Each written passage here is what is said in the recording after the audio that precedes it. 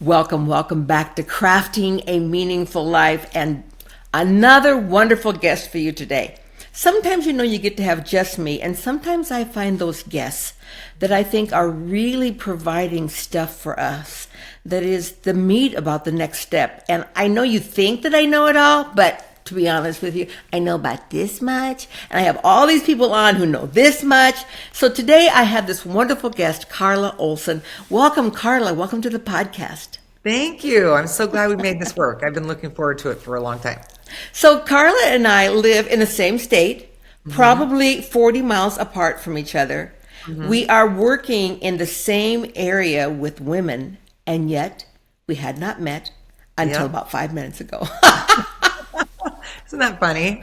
It is funny, but just like the way the energy works in this life, we came together from a mutual friend saying, you should know this person. Oh, you should know this person. Yes. And here we are together. And when I read through all of your bio, when I read through your LinkedIn profile and your website and what you're doing, I immediately understood the connection between us. That your next step that you're in right now, that you are in your 50s, is how do I live as an empty nester?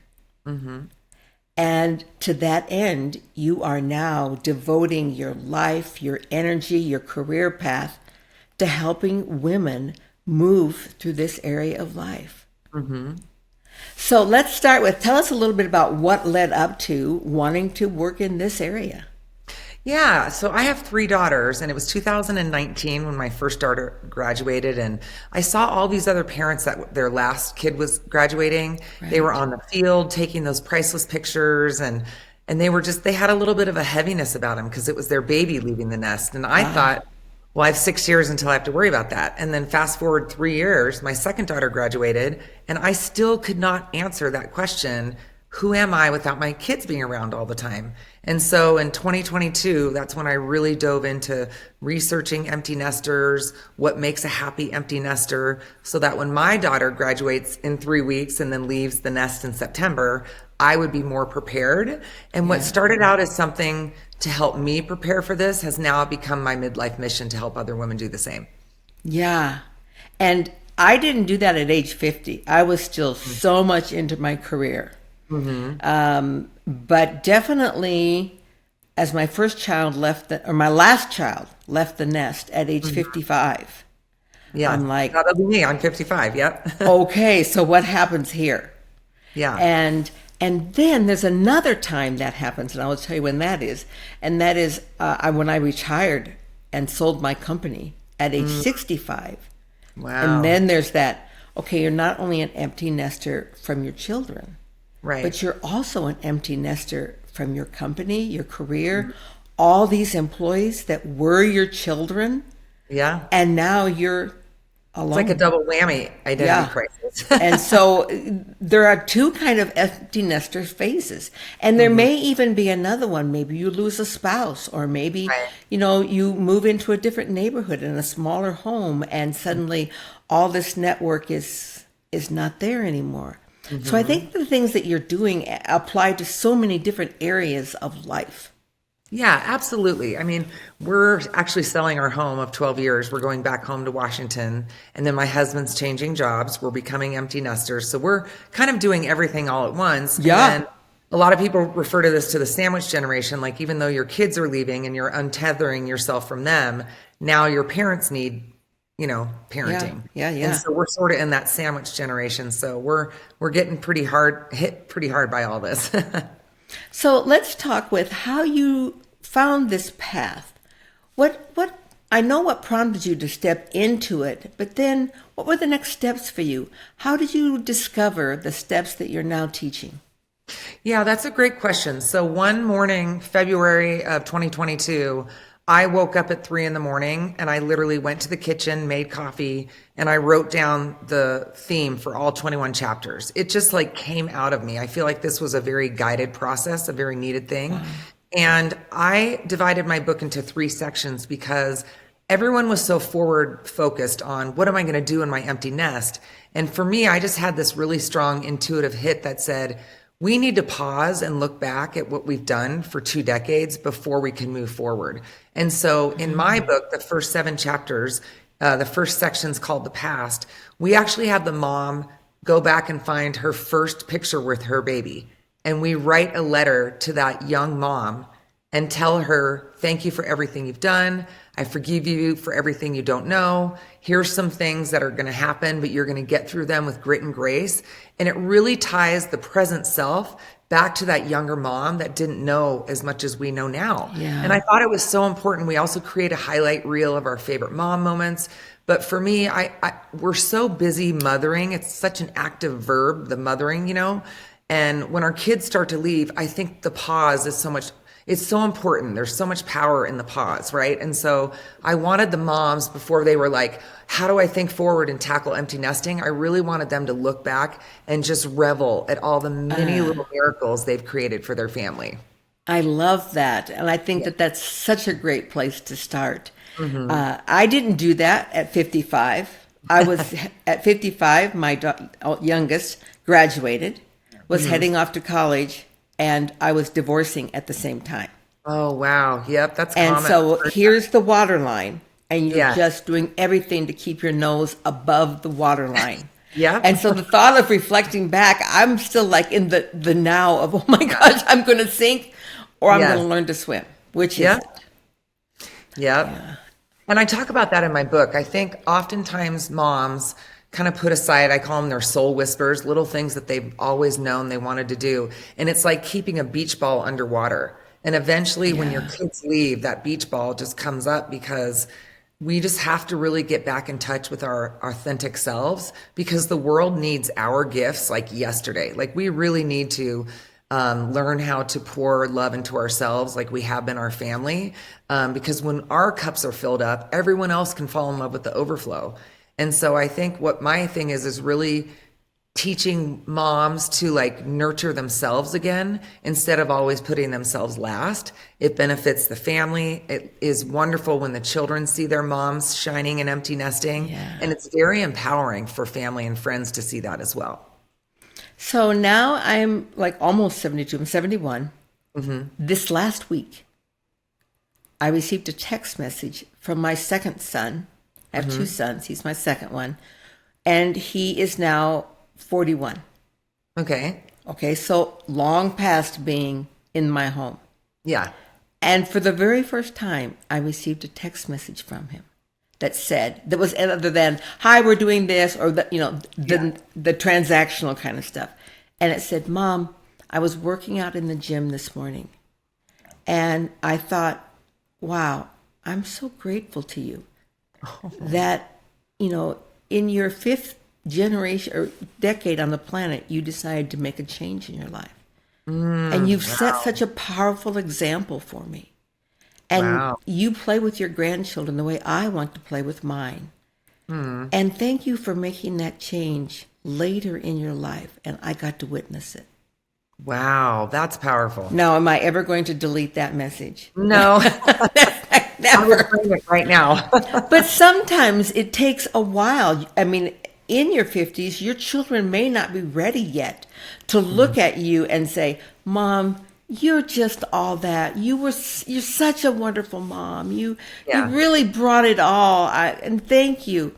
It sounds like your children were on the page of how you had been there for them all along, but not every mother is in that position. Yeah, I think actually, to be quite honest, I lost myself a little bit in motherhood. I had a very big career before becoming a mom at Microsoft. I loved it. I had always identified myself through my work. And I kind of started to fall in the background of my life a little bit because I was constantly putting everyone else first. Yeah. And actually, my oldest said, Mom, you're not doing anyone any favors by shrinking who you are. She said, I miss you. I miss the bolder you. And that was really hard to hear. But also, I really appreciated her honesty because it kind of woke me up. That said, I have been playing small. There's so much more I could be doing with my life. And that's when my book and my course and everything took off. I just decided to go all in. And sometimes you just need that little nudge, that little reminder that I matter, I can go do something even though Yeah. I'm 50. So, Even though I'm 50. Well, and yep. for me, everything I post has that hashtag on it, Yeah. living in crescendo. Yes, I love it. That I know. that's just what we're doing. And Yeah. I'm not going to settle for that ordinary life, no matter No. what my age. No, and I think a lot of women are waking up to their voices, like they're speaking out. They're really getting in touch with what they've put aside for too long. And I know so many women that are just feeling like they are so ready to go through this self-discovery phase and really Yeah. figure out what they want to do in this next chapter. So, And I think that's why on social media there are so many things that are geared towards that awakening. yes. So here's my retreat I'm offering. Here's Yeah. this what I'm offering. Here's Yep. this. Here's plant medicine. Here's all this. I mean, Yep. every genre that you can imagine is Right. being laid out on social media for you. How Absolutely. do Yeah. people find what is right for them in terms of discovering this next Yeah. step? Well, in my bucket, there's a lot of online like communities like Grown and Flown. I think they have about 800,000 members, and there's so many empty nest moms on there that are seeking certain things. But then there's obviously you're going to get people that are very opinionated, or so sometimes when people are vulnerable, they get a response back that they might not like. And so what I'm trying to do is create a more membership private community because I want people, no matter where they are with empty nesting, I want them to have a supportive community for sure. And so I'm really focused on being very intentional of who gets to come into my community because I want that like unequivocal support that you can't get anywhere else for these women. I think that is a big piece of the key. Because when you're on social media and you have, 1.2 million followers, Yeah. it's hard to find still the one that you're looking for. Yeah. So, in your genre, you offer a course and then you have your book. So, tell me all about those. Yeah. So as I said, the book's divided into 3 sections. The first 7 chapters are all about the past. There's a lot of psychology and a deliberate arc to how I wrote the book because I wanted to get this future empty nester or already empty nester mom into an elevated state subconsciously so that they could create their empty nest from a position of joy, not a position of lack. And so I kind of elevate how they feel about themselves. Then we focus on the present. Do they have any limiting beliefs around empty nesting? What's kind of like the lid? What do they think's possible? And then I help them raise that. And then from a blank canvas, we design their next best chapter by following a framework that I've designed. And also we give them a very clear, actionable game plan of how to get there. And the way I broke it down is I want my readers to really envision where they want to be 1 year from today, because when they can see that and feel that, then that's what we start working towards. And when you define your future like that, it pulls you forward instead of you trying to like run to it. That vision of yourself already exists and it'll pull you to that vision. So we do that. It's the past, the present, and then designing your future. And the way I close out the book, I love it. So that future version of yourself, like 1 year from today, writes a letter to the person you are right now and says, thank you for starting. This is what your life looks like now. This is what you've let go. And so by doing that, the mom in the present can actually really believe that she can get there in a year.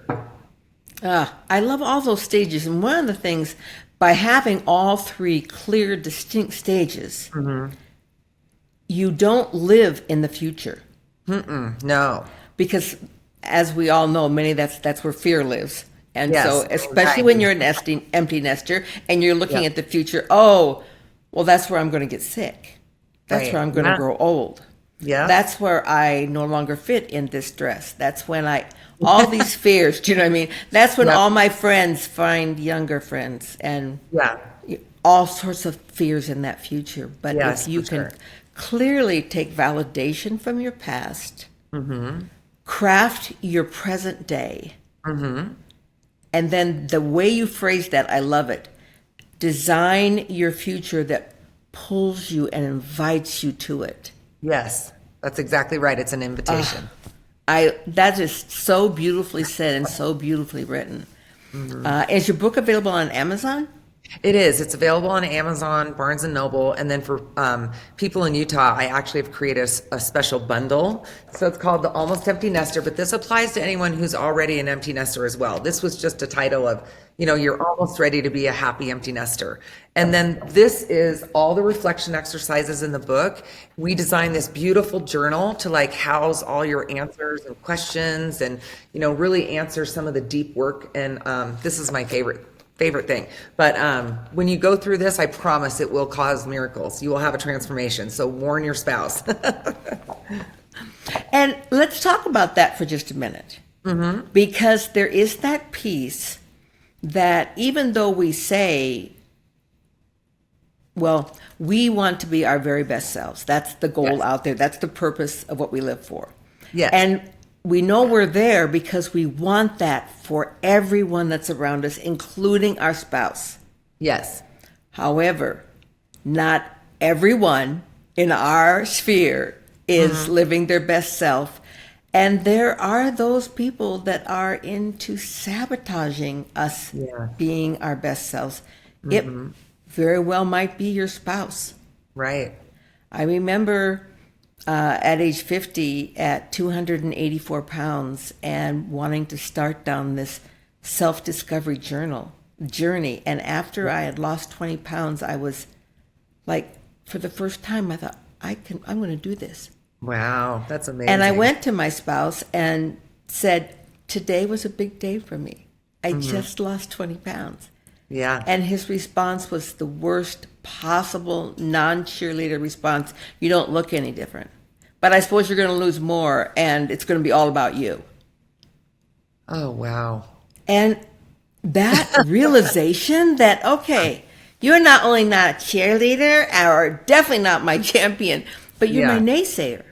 So as women go into this phase, they have to be aware that not everyone in their sphere is going to be, you are doing amazing. Oh, 100%. Yeah. And so how do they sort those out? Yeah. So I think one of the things we talk about is not listening to your inner critic, but really following your inner compass, because sometimes that inner critic can be there saying like, you're not good enough, like you're not thin enough, you need to lose more weight. But that inner critic has been driven by so much outward from other people. And so the inner critic learns learns your little weaknesses by things that you have to listen to over time. Whereas when you turn in and listen to your inner compass, like in your example of losing weight, you could have been like, well, that's not true.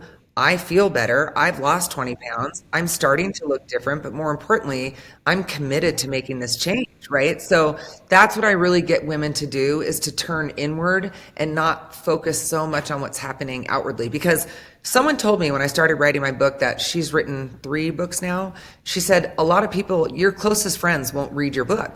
And I was like, well, what do you mean? No, it's true. They just don't. And so I'm so glad I had that perspective, because it allowed me to drop that expectation. Yeah. And all I did when I was writing this, every single page, every single thing I wrote, I said, I just hope the moms that need this find this book, whoever it is.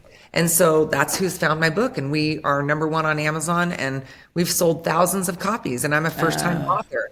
And I say that not because I'm this amazing writer. I think this was so needed by so many moms for so long. It's just way overdue. Yeah, I couldn't agree more that it's way overdue.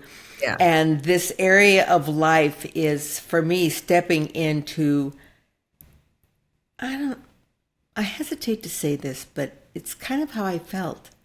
It's a second chance. Yeah, absolutely. It is. And my first chance was stumbling through life.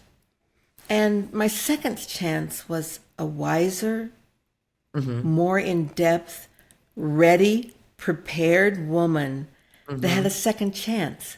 Like my grandchildren are part of my second chance. Absolutely. I am at every one of those games. I hope to shout. I'm at everything they do. I spend my day just going from thing to thing to thing. I love that though. I wasn't there for my children that way because I was so career bound. Yeah. So it's my second chance. My first husband, well, that didn't work the best. But I have a second chance. Yeah, And absolutely. I think that as you look at your spouse and those connections around you, that as you change, rather than discarding your friends, your family, your spouse, that it is also a second chance with them. Right. But that comes from exploring it with them, sharing it with them. Absolutely. Yeah. So, how do you encourage women to share this process with those that mean the most to them? Do you think it's Well, I think important to do that? Oh, 100%. I think there's a lot of codependency going on both sides, men and women, you know.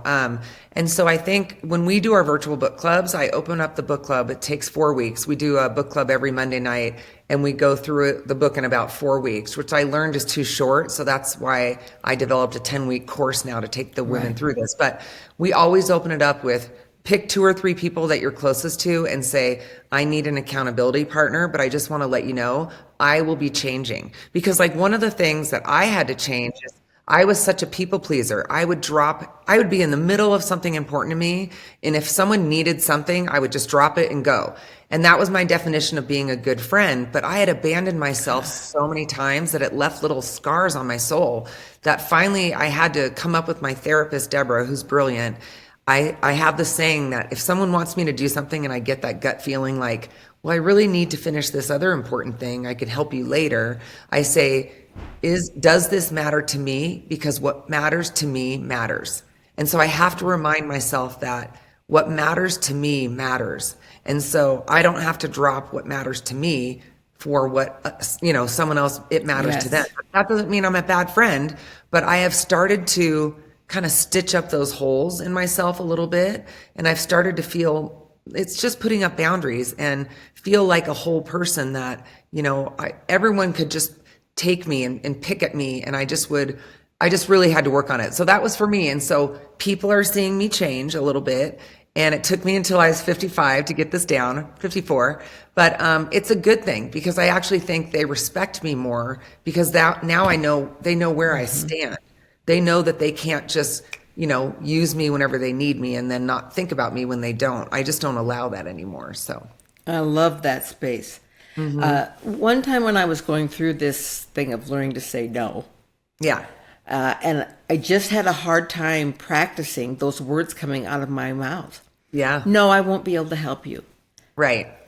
I just could I not know. formulate those out of my mouth. Yep. So I actually developed a dialogue that I felt comfortable with that I could say. So Yeah, now that's when great. people reach out to me, I say, this is what I'm doing right now. Right. I'm getting ready to go on my podcast. I do not have the time that you need right now. Yeah. So we can do one of two things. You can find another friend that you could share this with, or I can wait till later when I have a significant Good time for you, but I'm Yeah. not going to shortchange you in Yes. telling you that I have time for this when I don't. Right. I love that. I'm not going to shortchange you. That's really good because you do want to help them, but it's just got to be on your time, Yeah. So, yeah, I want love them to know that I value them. Somebody asked me, Absolutely. would you be on my board this, coming next 5 years? I'm like, Right. yes, because I'm drawn to it, or Right. no, I'm already serving on these boards, Right. and I want you to have someone that really has the bandwidth for you. Absolutely. Because then you state So, your intentions. You're stating that you care, but you just can't fill that role. right. Yeah. So can you circle back with me in a couple of years, and I'll see how Yeah. I mean, I love that, though. it It's just really a no, gives not me the now, bandwidth. right? Yeah, Yeah. yeah, Yeah. And the same thing with my children. There can be a lot of tending going on with the grandmother. Let me just tell you, you have 3 daughters. It's coming, especially if they live around you. Okay, Yeah, and all yeah. mine live right within 30 miles of me.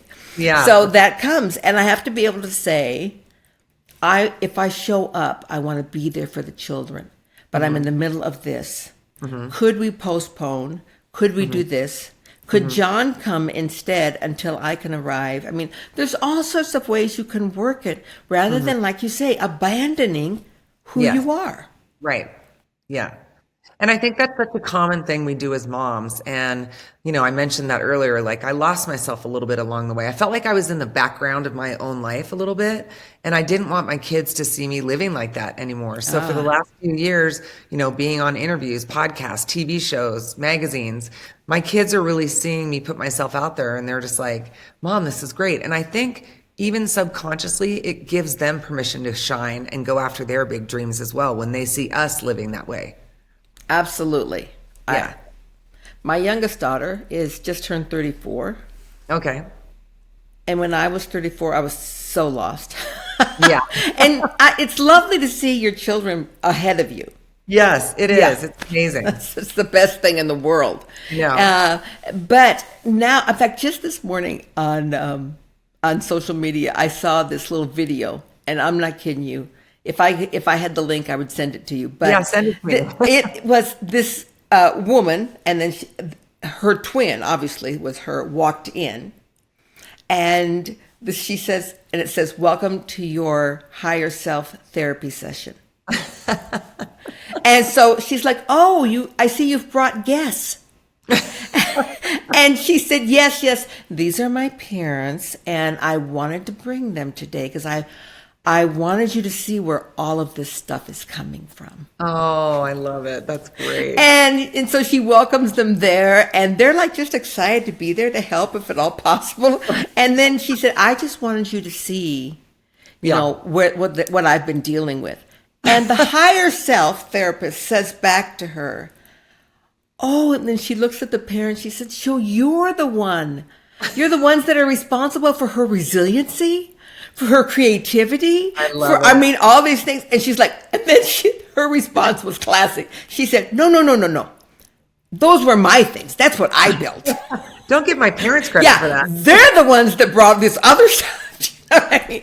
And That's great. her higher self so lovingly said to her, "Oh, well, if you're willing to give them credit for all the bad things in your life, then clearly they have some credit for all the good Yeah, things in your life." absolutely. I love that. That's great. It was the best little meme. Of course, I sent it to all my children.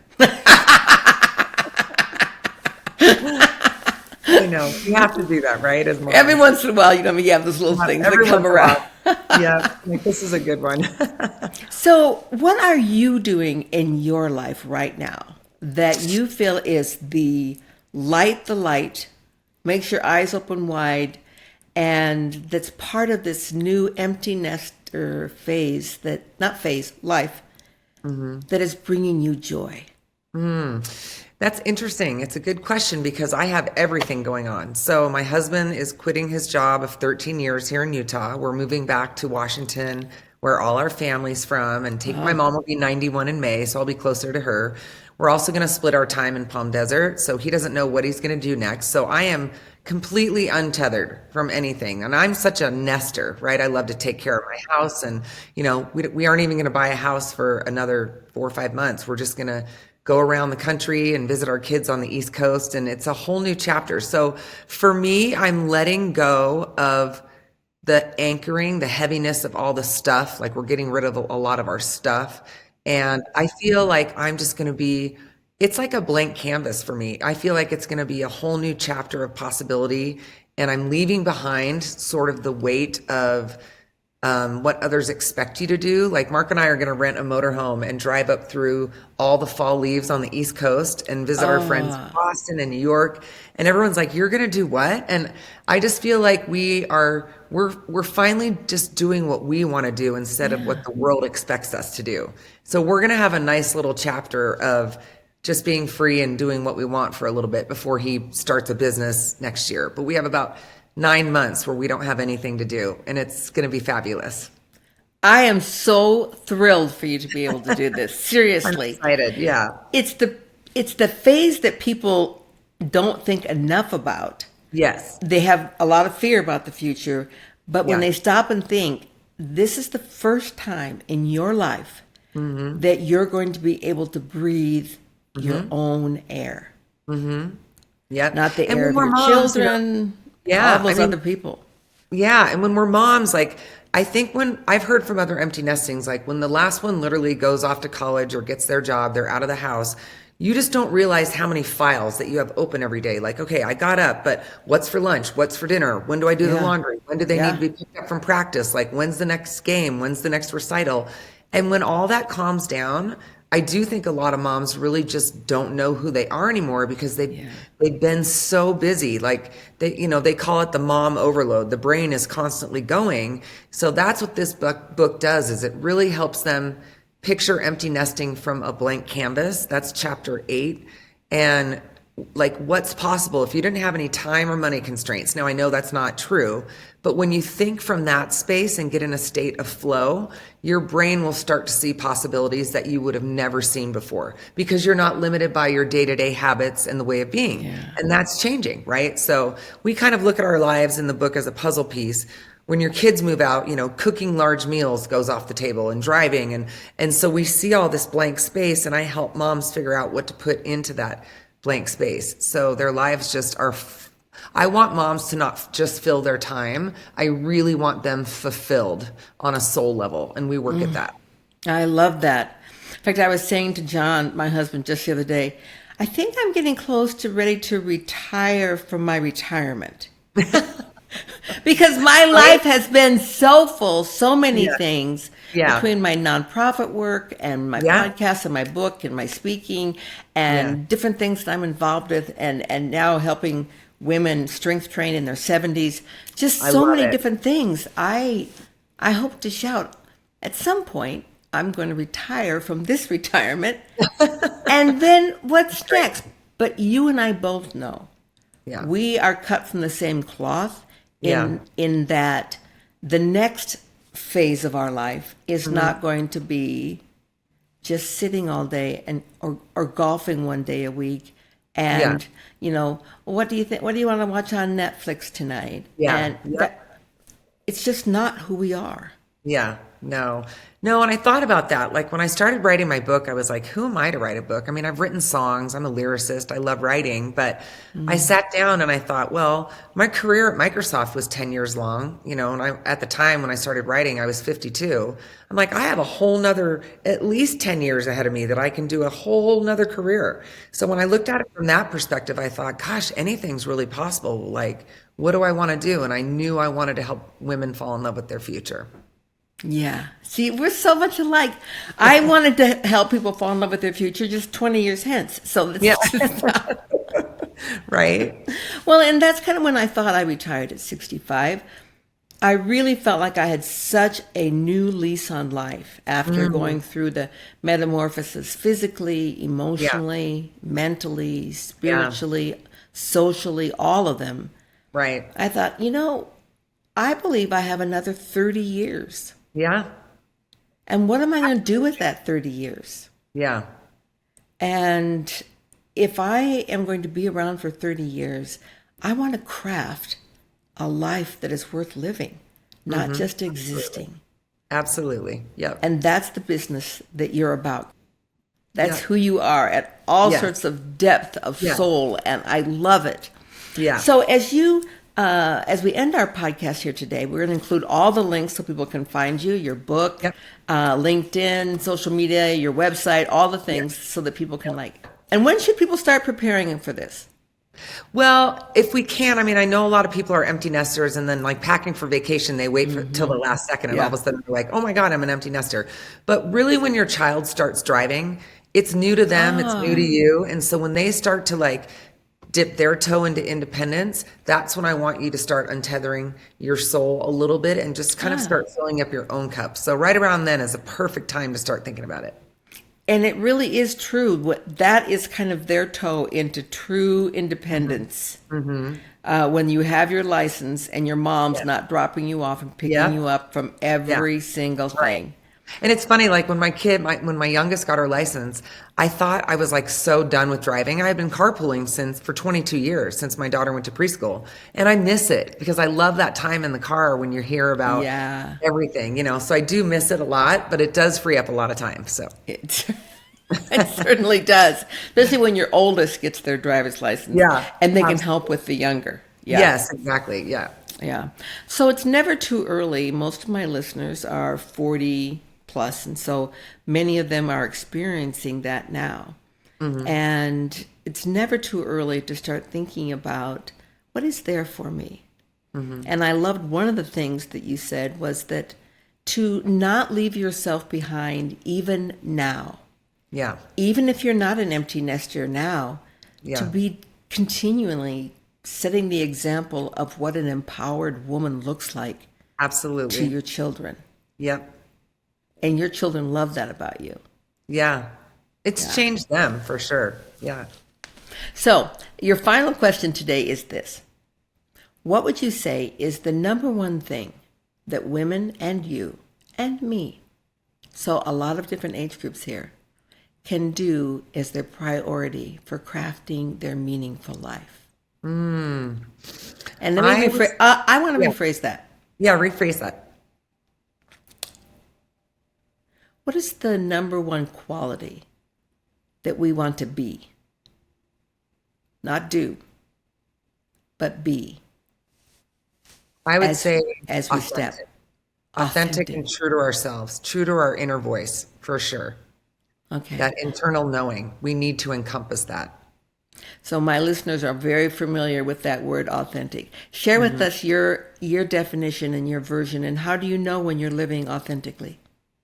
I think you know when you don't feel like you're swimming upstream all the time, when you're looking outward for validation. I think when you're living authentically, it's just it's natural, it's grace, and it's filled with ease. Oh, I love that. When you're living authentically, it feels natural. Yeah. Not pushed, no square peg, round hole. Nope. And that word ease, Yeah. that it gets to have ease.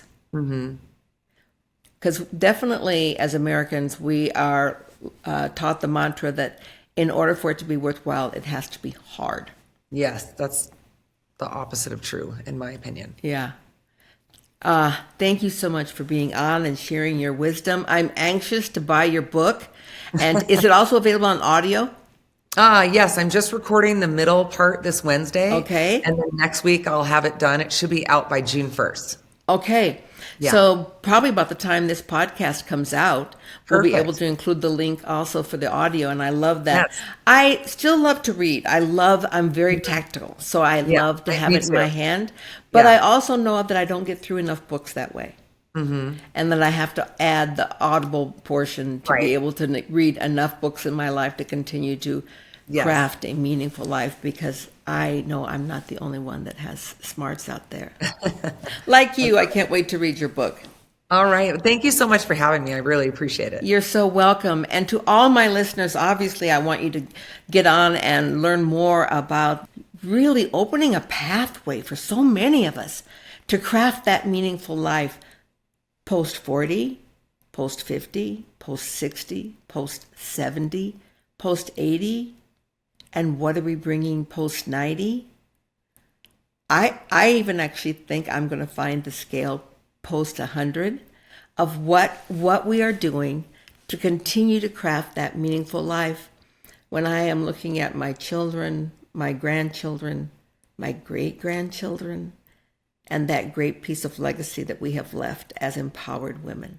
Thanks for being with us today. And remember to always think about who you are and what you have brought to this point, what we bring for today, and what's going to draw us into the future. Crafting a meaningful life.